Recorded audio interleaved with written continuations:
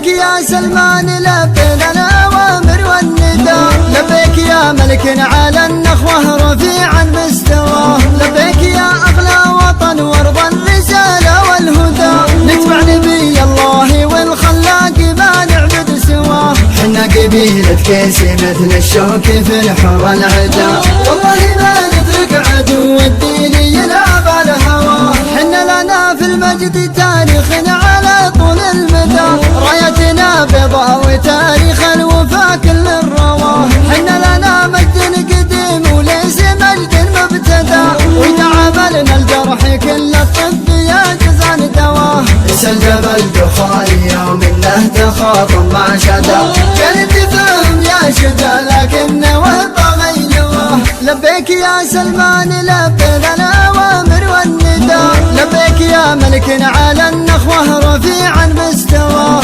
لبيك يا أغلى وطن وارض الرسالة والهدى، نتبع نبي الله والخلاق ما نعبد سواه، حنا قبيلة كيسي مثل الشوك في الحور العدا، والله ما نترك عدو الدين يلعب على هواه، حنا لنا في المجد تاريخ على طول المدى، رايتنا بيضاء وتاريخ الوفا كل الرواه، حنا لنا مجد قديم وليس مجد مبتدى، وإذا عملنا الجرح كل الطب يا جزان دواه، اسأل جبل دخان يوم انه تخاطب مع شدا، كان تفهم يا شدا لكنه طغى نواه، لبيك يا سلمان لبينا الأوامر والنداء، لبيك يا ملك على النخوة رفيعا مستواه، لبيك يا أغلى وطن وارض الرسالة والهدى، نتبع نبي الله والخلاق ما نعبد سواه،